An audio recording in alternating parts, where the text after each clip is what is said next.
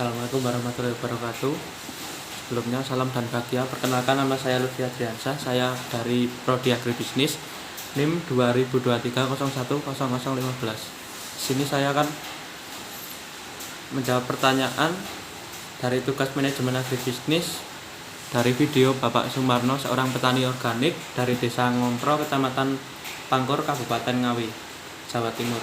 Yang pertama adalah perbedaan dari pertanian organik dan pertanian konvensional. Yang pertama, dari segi keuntungan. Dari segi keuntungan, pertanian organik tentunya lebih besar karena biaya produksinya dapat ditekan, tidak seperti pertanian konvensional yang keuntungannya tipis karena lebih banyak biaya produksi seperti pupuk dan pestisida yang dibeli melalui toko, tidak diproduksi sendiri. Yang kedua adalah segi peminat semakin meningkat karena kesadaran kesehatan masyarakat. Padi organik saat ini semakin meningkat peminatnya, tidak seperti padi hasil pertanian konvensional yang harga jualnya tidak stabil karena kebijakan HET yang ditetapkan oleh pemerintah. Yang ketiga adalah kualitas hasil. Untuk kualitas hasil sendiri, pertanian organik tentunya lebih segar dari daun, baik dari daun, tanaman maupun padil yang dihasilkan. Tidak seperti pertanian konvensional yang hasilnya cenderung sedikit karena terserang oleh hama penyakit ataupun faktor-faktor yang lainnya. Yang ketiga, selanjutnya adalah tingkat kebutuhan air. Untuk pertanian organik sendiri, kebutuhan air tidak terlalu banyak. Tidak seperti pertanian konvensional yang cenderung menggunakan sistem penggenangan air. Untuk pertanian organik biasanya 2 hari digenang, untuk hari selanjutnya tidak perlu penggenangan. Contohnya di sini adalah 2 hari digenang, selanjutnya 2 hari tidak perlu digenang. Untuk pertanian konvensional tentunya sepanjang masa panen perlu penggenangan air seperti sawah-sawah pada umumnya.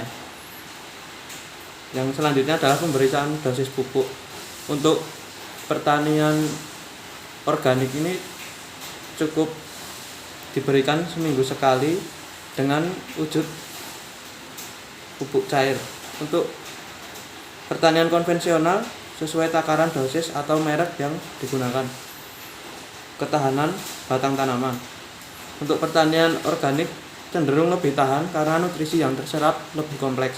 Tidak seperti pertanian konvensional yang mudah rebah karena salah satu faktornya penggunaan pupuk nitrogen atau kandungan N yang tinggi.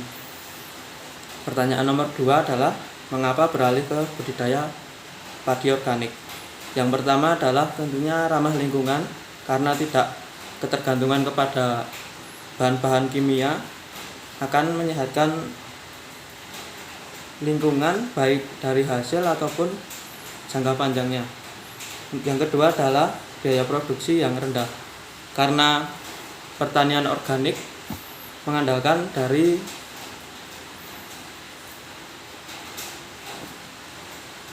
pupuk kandang yang tentunya harganya dapat ditekan, tidak seperti pertanian konvensional. Selanjutnya adalah keuntungan lebih besar dari pertanian konvensional. Selanjutnya adalah harga jual yang tinggi karena biasanya untuk pertanian organik untuk harga jualnya tidak sesuai dengan standar harga eceran tertinggi atau HET yang diterapkan oleh pemerintah. Kesimpulannya adalah pertanian organik dapat dijadikan sebagai pilihan alternatif bagi para petani di sini, khususnya untuk petani padi baik untuk jangka pendek ataupun jangka panjang. Untuk soal yang ketiga, percatatan biaya produksi dan penerimaan hasil panen.